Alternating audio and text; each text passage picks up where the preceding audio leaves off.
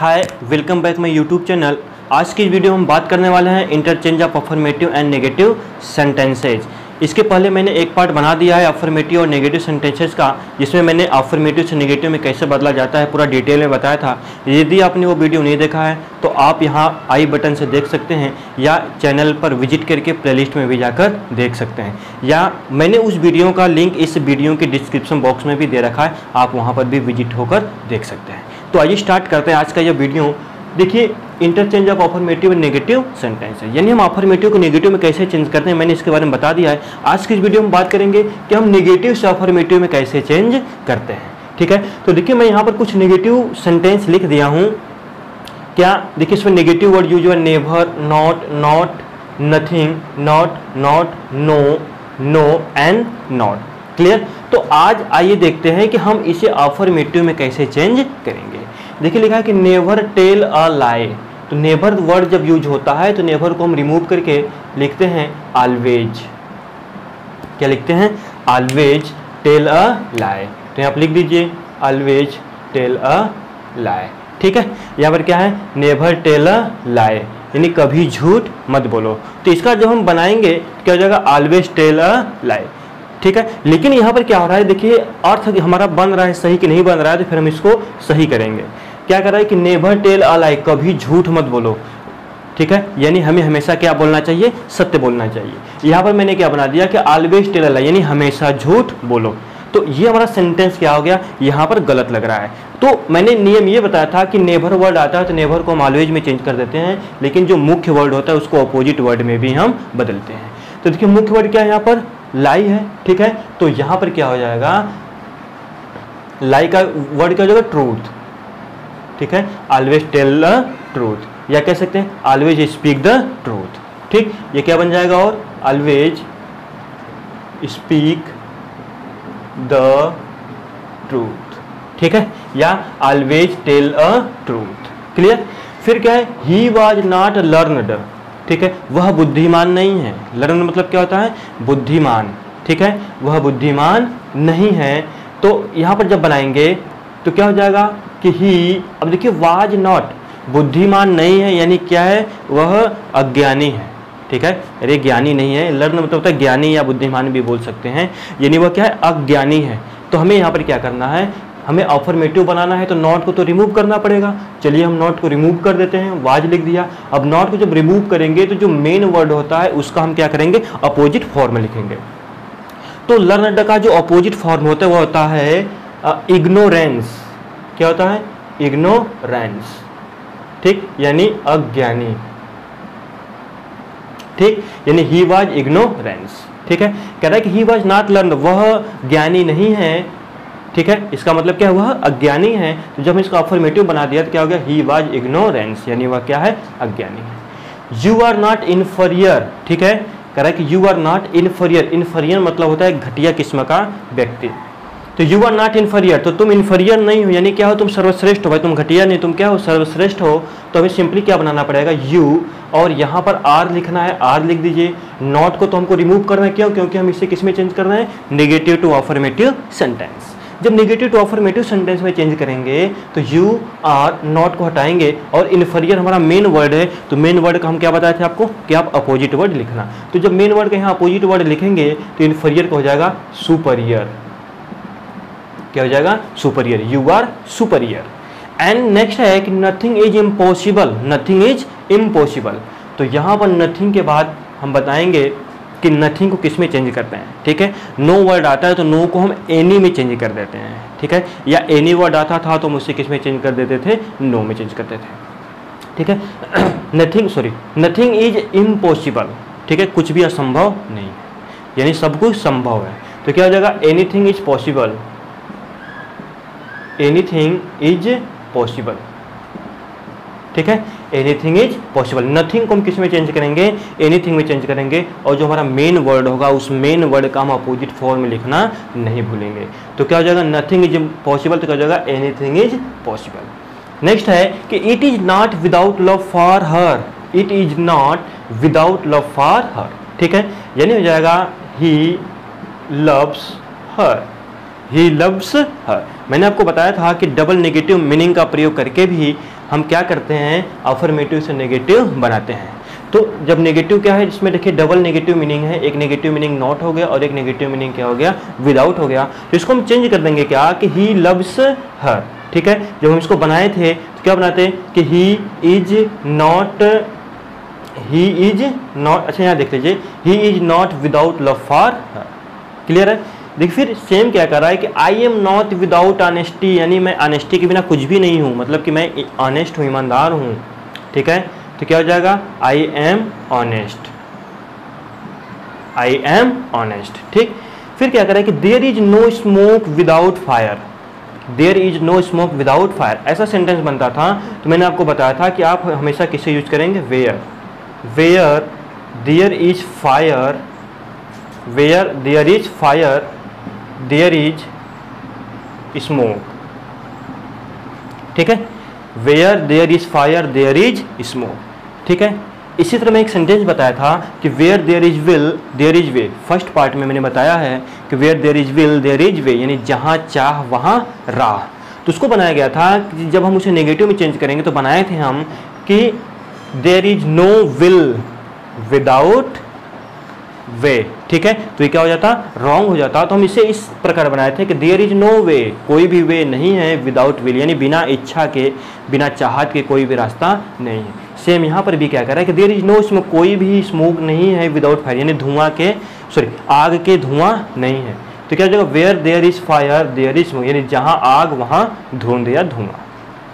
Same thing, there is no thunder without lightning, यानी thunder नहीं है विदाउट लाइटनिंग, यानी बिना बिजली के, बिना बिजली की कहीं पर भी थंडर नहीं होगा, यानी बादलों की गड़गड़ाहट नहीं होगी। तो इसको क्या बना देंगे, where there is lightning, where there is lightning there is thunder, there is thunder. ठीक है, अब देखिए क्या कर रहा है कि वेयर देयर इज लाइटनिंग, यानी जहाँ बिजली कड़केगी वहाँ पर थंडर होगा ही, यानी बादलों की गड़गड़ाहट होगा। नेक्स्ट करा है कि she did not fail to see the Qutub Minar. मैंने एक और सेंटेंस बताया था कि डिड नॉट फेल का प्रयोग करके भी हम अफर्मेटिव से नेगेटिव में चेंज करते हैं। तो यहाँ पर हम क्या कर रहे हैं कि हम नेगेटिव से उसे अफर्मेटिव में चेंज कर रहे हैं, तो हमें डिड नॉट फेल को रिमूव करना पड़ेगा, इस सेंटेंस में से हटाना पड़ेगा। यानी हमको डिड नॉट फेल टू को क्या करना है, रिमूव करना है। जब हम रिमूव करेंगे तो हमारा सेंटेंस क्या बनेगा, सी। अब इसको हमने रिमूव किया तो ये क्या हो जाएगा, सेकेंड फॉर्म में चला जाएगा। तो क्या हो जाएगा, सी सा द कुतुब मीनार, सी सा द कुतुब मीनार। क्लियर। आगे देखिए क्या कह रहा है कि you did not fail to obey our teachers. देखिए अभी मैंने बताया था कि डिड नॉट फेल टू को रिमूव करके हम क्या करेंगे, इसे अफर्मेटिव में चेंज कर देंगे। तो चेंज करते हैं, क्या हो जाएगा, you did not fail to को रिमूव करेंगे तो यहाँ पर क्या हो जाएगा, ओबेड। क्या हो जाएगा, obeyed our teachers, our teachers. ठीक है, you obeyed our teachers. Next है कि none but you wanted to gain good marks. ठीक है, मैंने ये बताया था कि यदि सेंटेंस में ओनली या अलोन वर्ड आ जाता है तो नेगेटिव सेंटेंस को हम नन बट से प्रारंभ करते हैं। जब यहाँ पर नन बट से प्रारंभ है तो हम यहाँ पर यानी इस सेंटेंस में कहीं पर ओनली या अलोन लगा होगा। ठीक है, तो हम इसे रिमूव करके इसके स्थान पे क्या लगा देंगे, ओनली। क्या लगा दिया, only you wanted to gain good marks. ठीक है, only you wanted to gain good marks. ठीक है, यानी none but you wanted to gain good marks, फिर अब क्या हो जाएगा, only you wanted to gain good marks, यानी केवल तुम ही अच्छे अंक लाना चाहते हो, तुम्हारे सिवा कोई भी अच्छा अंक लाना नहीं चाहता। सेम थिंग है कि none but the brave deserve the fair, तो नन बट को हटाकर हमें क्या लिख देना है, ओनली। ठीक है, एक मिनट, सॉरी, क्या लिख देना है, ओनली। ओनली के बाद क्या है, the brave, only the brave deserve the fair. ठीक है, सेम क्या हो जाएगा, नीचे क्या लिखा है कि no sooner did the thief see the police then he ran away। ठीक है, ये बताया गया था आपको कि यदि असर्टिव सेंटेंस में यानी अफर्मेटिव सेंटेंस में, यदि अफर्मेटिव सेंटेंस में वाक्य एज सुन एज से प्रारंभ होता है तो जब हम उसका नेगेटिव बनाते हैं तो उस सेंटेंस को नो सुनर से प्रारंभ करते हैं। किससे प्रारंभ करते हैं, नो सुनर से प्रारंभ करते हैं। उसके बाद हेल्पिंग वर्ब डिड लगाते हैं और दूसरे सेंटेंस को जोड़ने के लिए हम क्या किसका प्रयोग करते हैं, देन का प्रयोग करते हैं। ठीक है, तो हमें इसको और इसको क्या करना पड़ेगा, रिमूव करना पड़ेगा इतना। ठीक है, तो हमारा क्या बन जाएगा, अफर्मेटिव सेंटेंस। तो हम इसको क्यों लगाते थे, यानी हम एज सुन एज को जब रिमूव करते थे तो ये हमारा अपने आप आ जाता था।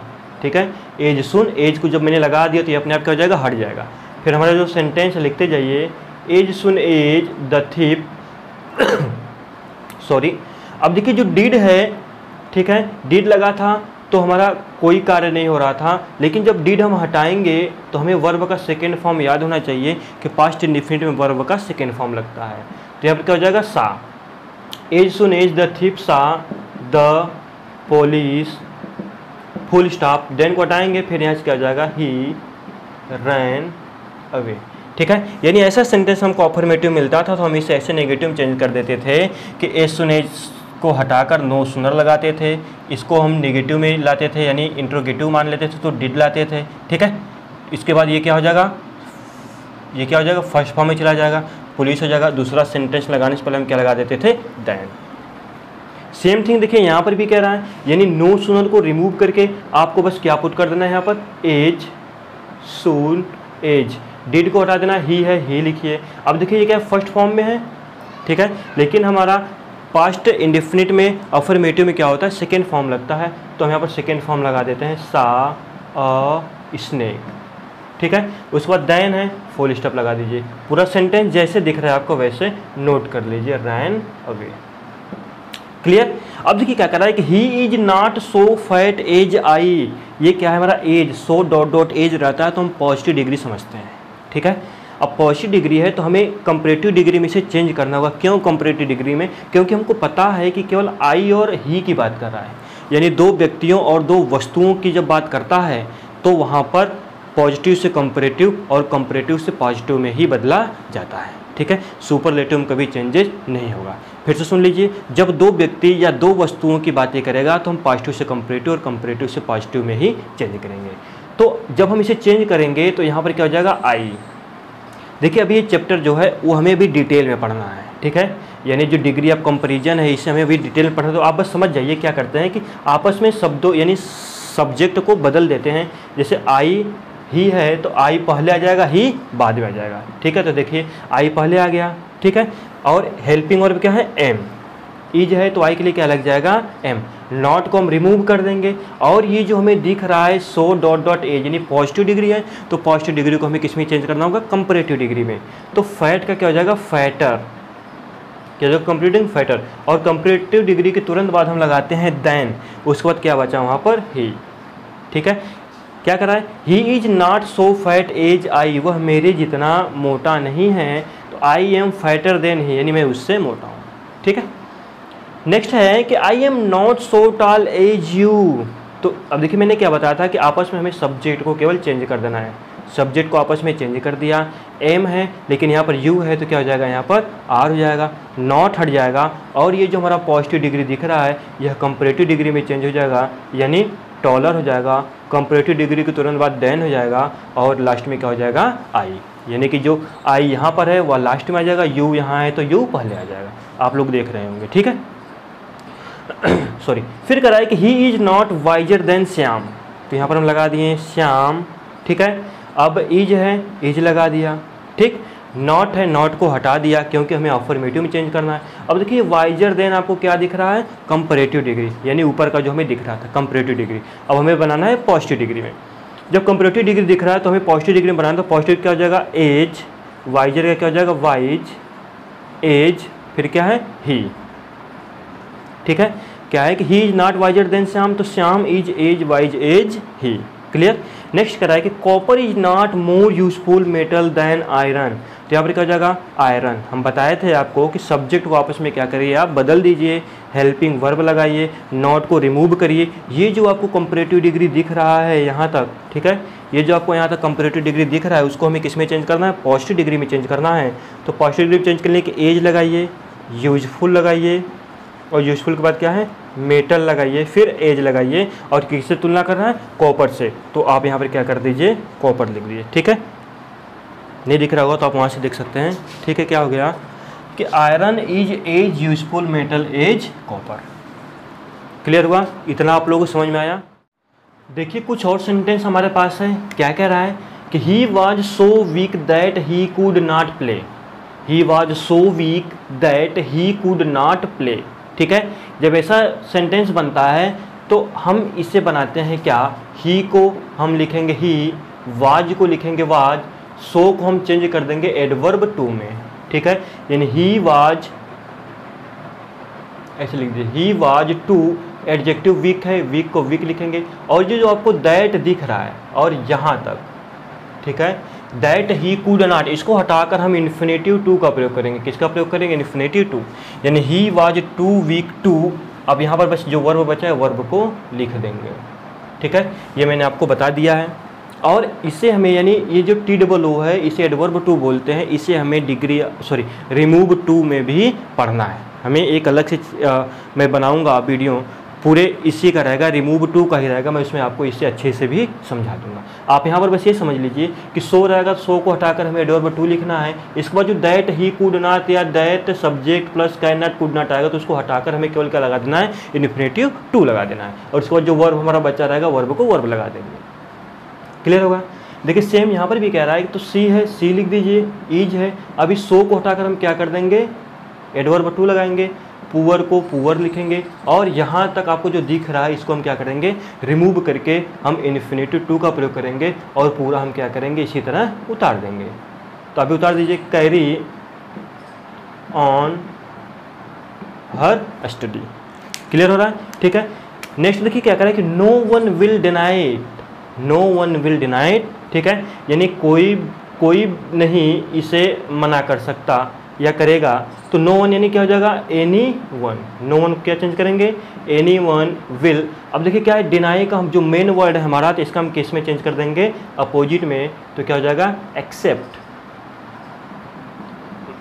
Accept it, sorry, any one will accept it. फिर क्या करें, I am not senior, I am not senior. तो क्या हो गया, आई एम, नॉट को यहाँ से रिमूव करिए और यहाँ पे क्या लिख दीजिए, जूनियर। ठीक, कह रहा है कि मैं सीनियर नहीं हूँ, तो आई एम जूनियर, यानी मैं जूनियर हूँ।